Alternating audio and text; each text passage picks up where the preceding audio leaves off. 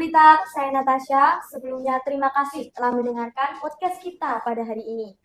Nah, podcast kita kali ini yaitu akan membedah secara mendalam mengenai pengelolaan lingkungan hidup dan pembangunan berkelanjutan yang ada di Kota Blitar ini. Seperti yang kita ketahui, Kota Blitar adalah salah satu kota yang berkembang di Jawa Timur, yaitu yang memiliki visi menuju Smart City dan pembangunan berkelanjutan. Kira-kira bagaimana solusinya? Mari kita tanyakan langsung pada ahlinya. Hari ini kita akan didampingi oleh narasumber yang pastinya kacar abis, yaitu Bapak Abdian Putra Primana SPD, selaku Guru Teknik Mekatronika. Selamat datang Pak Abdian. Ya, selamat datang Mbak Aca. Nah, seperti masalah yang kita ketahui di Kota Blitar ini Pak, yaitu pengelolaan sampah yang belum optimal, kemudian polusi seperti penurunan kualitas udara dan air, infrastruktur hijau, dan partisipasi masyarakat. Kira-kira nih, Pak, menurut Panjenengan, bagaimana konsep Smart City itu dapat diterapkan untuk mendukung pengelolaan lingkungan hidup di masyarakat Kota Blitar?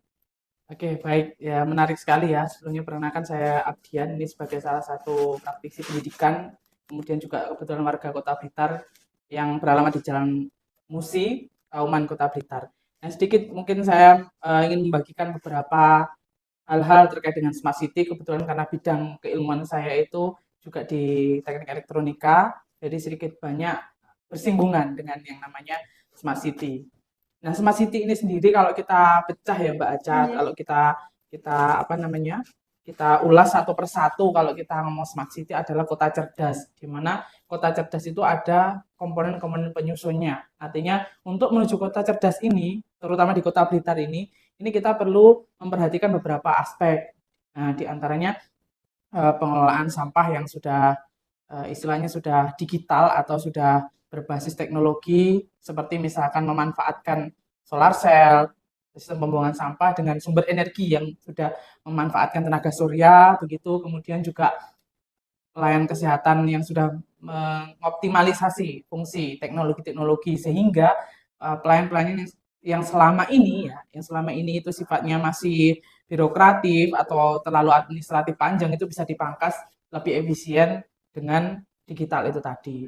Dan saya lihat sudah di beberapa puskesmas itu sudah menggunakan sistem antrian yang sudah memanfaatkan alat untuk antri begitu. Jadi sekarang masyarakat sudah istilahnya tidak lagi harus berangkat pagi kemudian antri panjang. Nah, sekarang sudah ada sistem antrian itu minimal sudah bertahap lah. Ini kita menuju Smart City. Kemudian selain itu Mbak Aca itu juga sebenarnya ada transportasi hijau. Nah, itu juga merupakan syarat untuk menuju Smart City. Jadi pemanfaatan sumber energi terbarukan, misalkan untuk dalam hal ini seperti bis listrik atau mobil listrik yang dimanfaatkan untuk kegiatan-kegiatan yang berhubungan dengan pelayanan publik. Misalkan kalau kita ngomong itu bis sekolah lah, katakan bis sekolah yang sudah memanfaatkan sel surya atau panel surya sebagai pengisian daya baterainya. Nah, kalau kita lihat sekarang ini banyak sekali tren-tren istilahnya motor listrik, kemudian juga ada sepeda listrik yang sudah di mana-mana bisa kita temukan. Nah, itu juga sudah menuju ke transportasi hijau, tapi masih perlu kiranya penanganan. Artinya dari transportasi yang ada sekarang ini perlu disosialisasikan lagi ke masyarakat. Jadi pentingnya transportasi hijau itu seperti apa, begitu. Kemudian konsep Smart City yang lain adalah pemberdayaan masyarakat, ya, pemberdayaan masyarakat atau peningkatan kualitas menuju masyarakat yang mampu untuk mengelola Smart City itu supaya bisa berkelanjutan. Jadi kalau kita ngomong Smart City itu tidak hanya di tahun ini saja Mbak Aca. Jadi kita tidak hanya tahun ini membuat program namanya Smart City itu, tapi bisa dimanfaatkan berlanjut istilahnya sampai tahun-tahun mendatang. Karena kita tahu kalau ngomong Smart City itu dengan penduduk Kota Blitar yang tahun demi tahun akan bertambah, maka perlu adanya keberlanjutan. Nah, ini nanti yang menjadi penting untuk disosialisasikan dan juga disampaikan kepada masyarakat, khususnya warga Kota Blitar ini sendiri. Nah, kira-kira Pak Bian, apa manfaat dan tujuan penerapan Smart City yang berbasis teknologi 5.0 ini bagi masyarakat Kota Blitar? Lalu apakah dapat membantu dalam kehidupan sehari-hari? Oke, tadi pemanfaatan ya. Jadi Iya. pemanfaatan teknologi teknologi yang berkaitan dengan smart city begitu Iya, ya. betul. Oke, kalau pemanfaatan teknologi, Mbak Aca, mungkin kita bisa bagi menjadi beberapa sektor ya di Iya. sini. Jadi misalkan kalau di sektor sosial, misalkan, ya, yaitu adalah program-program seperti misal pendataan untuk warga-warga yang memang layak mendapatkan bantuan. Ya, ini bisa di apa namanya dihimpun istilahnya secara website terintegrasi. Jadi semua pihak dimanapun masyarakat artinya bisa memantau. Oh ini layak orang apa namanya masyarakat yang layak mendapat bantuan ini yang tidak. Sekarang ini kalau saya melihat di dinas sosial itu sudah dibagi menjadi desil. Nah, desil ini yang akhirnya kemudian menjadi eh, apa namanya istilahnya untuk sensus, nah, sensus kondisi sosial masyarakat. Jadi ini data-data seperti ini yang harus selalu dihimpun ya, diupdate ya. Ini pemanfaatan teknologi di bidang sosial, artinya untuk masyarakat yang kurang mampu atau masyarakat yang biasanya ingin mendapatkan bantuan rumah tidak layak huni. Nah, itu harus dilakukan pendataan yang kontinu setiap tahun supaya desil-desilnya ini juga terus update. Jadi Mbak Aca kadang desil ini kan kalau misalkan masyarakatnya sudah istilahnya perekonomiannya meningkat ya, ini pasti desilnya akan berubah. Artinya bisa saja desilnya itu menjadi desil yang kategori mampu. Jadi ada desil-desil ini yang kategori yang dinyatakan kurang mampu, ada yang mampu, kemudian sangat mampu begitu. Nah, ini kan bisa berubah setiap tahun karena melihat dari tingkat perekonomian yang terjadi di masyarakat Kota Blitar sendiri. Itu di bidang sosial. Kemudian di bidang pendidikan Mbak Aca, ini adalah dengan pemanfaatan teknologi IT. Nah, seperti sekarang ini Mbak Aca tahu pemerintah ini sedang mendistribusikan namanya interaktif flat panel. Jadi panel seperti modelnya adalah layar, tapi layar ini sudah interaktif, artinya bisa digunakan untuk simulasi pembelajaran. Misal kalau Mbak Aca ini misal belajar terkait dengan konsep biologi gitu ya. Jadi kita bisa disimulasikan anatomi tubuh manusia. Oh ini bagian organ-organnya. Bisa seperti tampilan 3D dan juga dia bisa untuk menulis. Jadi kita sekaligus bisa untuk menjelaskan, misalkan sebagai seorang guru itu di kelas bisa lebih menjelaskan secara gamblang. Artinya ada tampilannya ya. Jadi kalau dengan tampilan kan anak-anak menarik ya. Kalau kita menjelaskan dengan tampilan, ada gambar, kemudian gambarnya dievaluasi, dikoreksi. Terus misalkan kalau rangkaian listrik itu berarti bagaimana kita konsep rangkaian seri paralel sehingga bisa menyalakan lampu itu nanti bisa lebih memahamkan dengan menggunakan interaktif flat panel atau IFP ini sudah mulai didistribusikan Mbak Aca di tingkat SD, SMP, SMA, SMK ini sudah mulai didistribusikan termasuk di beberapa sekolah-sekolah yang juga kategori perbatasan pun kalau memang dia dinyatakan layak untuk mendapat ya akan dapat. Gitu. Kemudian selain itu Mbak Aca pemanfaatan teknologi sekarang ini ada namanya virtual reality. Jadi seperti model kacamata itu di mana anak-anak bisa diajak untuk melihat seperti tampilan video atau materi yang berhubungan dengan materi-materi di kelasnya masing-masing. Jadi seperti anak diajak untuk mengamati secara detail, tapi ini dengan model kacamata khusus ya, kacamata VR namanya, itu hanya cukup menggunakan handphonenya itu kita bisa misal cari apa namanya video 360. Nah, yang berkaitan dengan pembelajaran misal video 360 tentang konsep tata surya misalkan. Nah, itu dimasukkanlah ke apa namanya kacamata VR itu tadi ya kemudian anak-anak semua melihat nah itu akan dibawa seolah-olah kita melihat tata surya itu di luar angkasa padahal nyatanya hanya lewat kacamata VR itu tadi itu kalau dari segi pendidikan kemudian kalau dari segi pelayanan publik ya itu tetap kembali dengan sistem website jadi yang bisa diakses masyarakat luas sehingga bisa terpantau jadi dimanapun tempatnya itu bisa melihat atau mengakses informasi-informasi publik. Nah, dan sekarang ini saya melihat beberapa program-program pemerintah Kota Blitar itu juga sudah terintegrasi. Jadi masyarakat juga bisa melihat program prioritas di pemerintah Kota Blitar, bisa mengakses di blitarkota.go.id atau LPPL Radio Mardika. Itu biasanya semua akses informasi yang berhubungan dengan program prioritas Kota Blitar ataupun juga program-program yang mengarah dengan Kota Blitar berkelanjutan ya, atau yang menuju 5.0 tadi itu sudah mulai digalakkan di tingkat Kota Blitar sendiri, Mbak Aca. Kalau smart city ini sendiri ya, ini ada tolok ukurnya. Jadi kalau kita mau menuju smart city atau Kota Blitar ini mau menuju smart city, jadi ada beberapa indikator yang harus tercapai. Kalau indikator-indikator ini belum tercapai istilahnya, jadi kita belum bisa menyebutkan bahwa Kota Blitar ini masuk ke dalam smart city. Jadi diantaranya apa? Itu yang pertama ada smart ekonomi, kemudian yang kedua ada smart living, habis itu yang ketiga ada smart people, yang keempat ada smart environment, kemudian 5 itu ada smart mobility, dan yang terakhir adalah smart governance. Nah, masing-masing ini memiliki poin yang harus memang dipenuhi oleh pemerintah kota untuk mewujudkan atau menuju ke smart city itu sendiri. Di mana saat ini mulai dijalankan program-program dari Mas Wali atau wali kota kita sekarang saat ini, yaitu Haji Saukul Muhyiddin.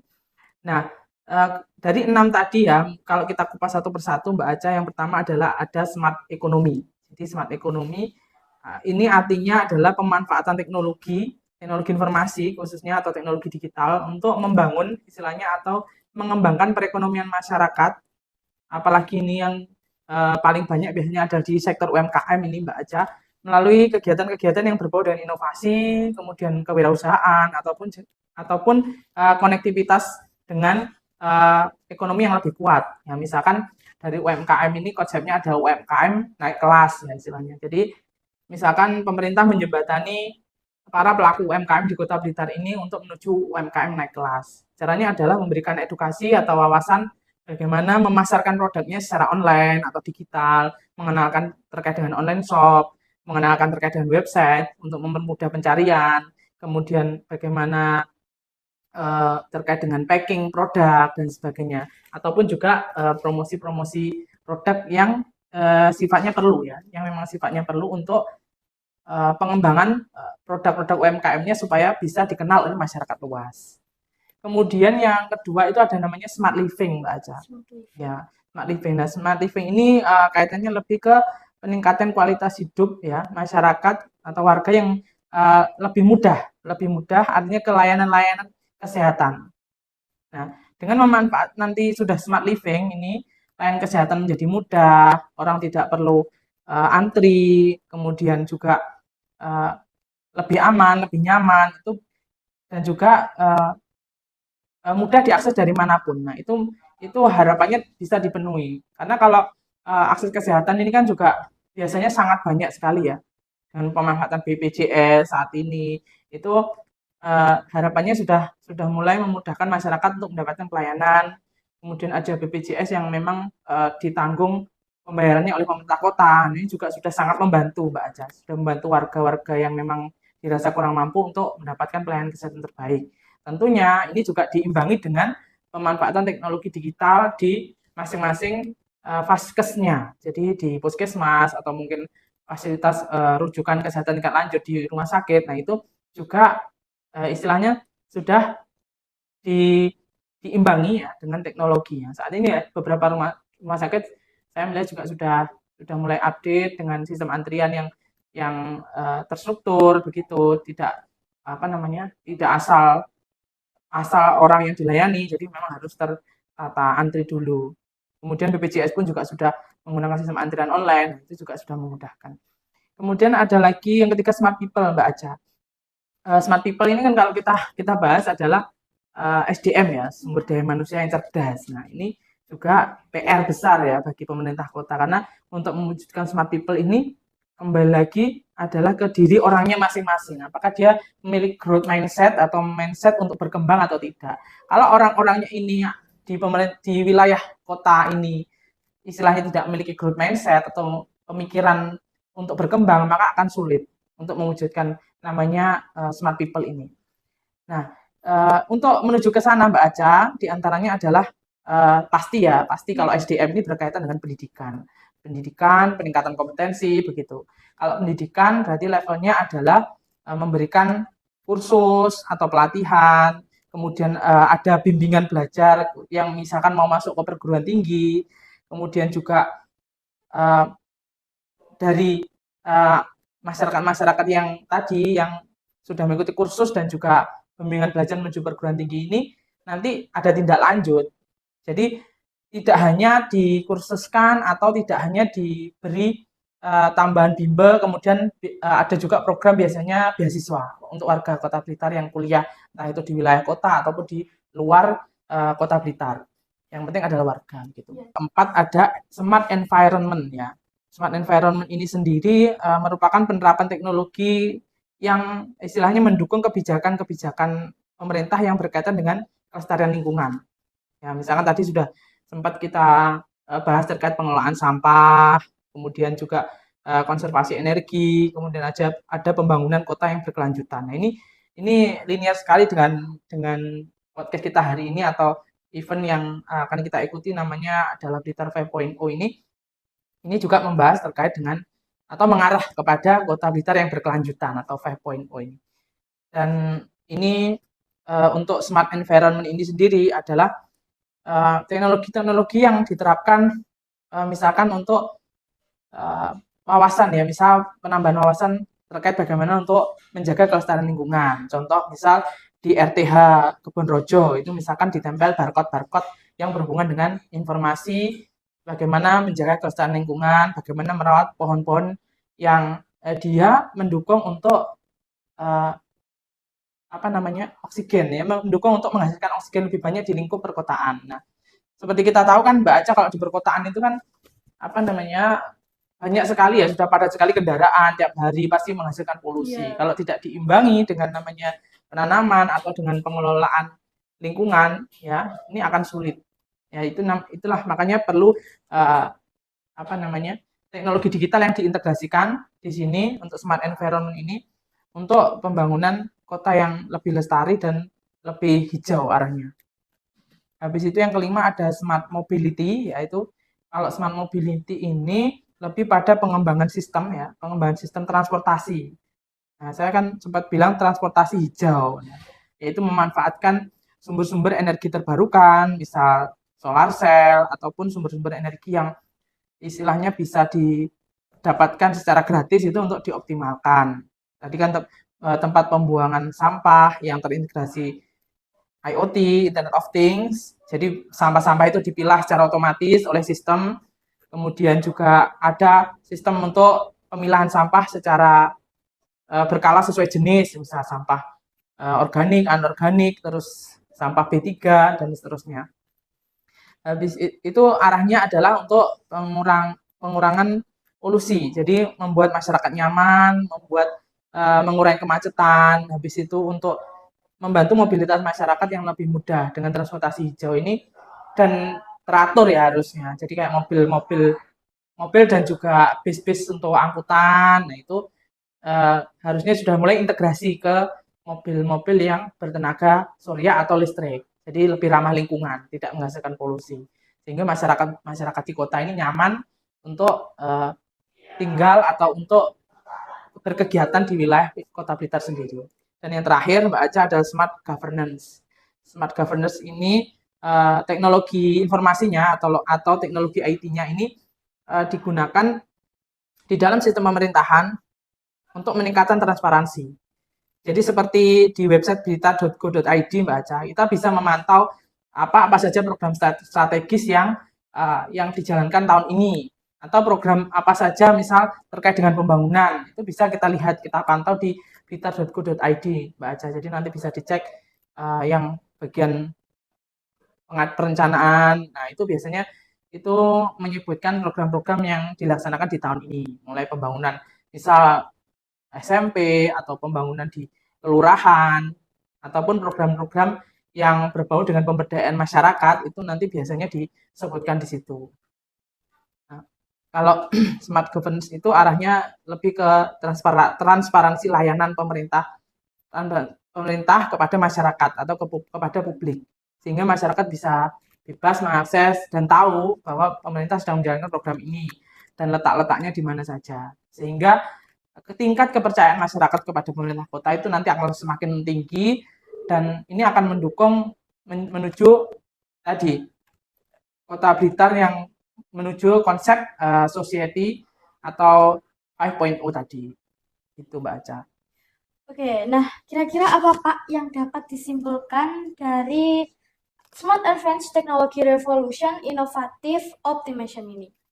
Oke, mungkin pesan yang bisa saya sampaikan kepada masyarakat warga Kota Blitar ya terkait dengan konsep Smart City ini. Jadi marilah bersama-sama kita mewujudkan Kota Blitar yang Smart City dengan melaksanakan atau dengan membantu pemerintah dalam pelaksanaan ya, indikator 6 indikator Smart City yang tadi sudah saya sebutkan. Sehingga Kota Blitar ini menuju Kota Blitar yang baru, Kota Blitar yang maju, dan Kota Blitar yang berkelanjutan. Jadi, selain pemerintah yang bekerja, kita sebagai masyarakat juga harus dapat membantu dalam kegiatan apa yang telah pemerintah jalankan. Gitu. Oke, terima kasih banyak Pak Bian sudah berbagi informasi yang berharga hari ini. Semoga ilmu ini dapat membantu pemerintah Kota Blitar dan bermanfaat untuk kita semua. Amin. Jangan lupa follow dan bagikan ke teman-teman kalian. Saya Natasha, mohon undur diri. Wassalamualaikum warahmatullahi wabarakatuh.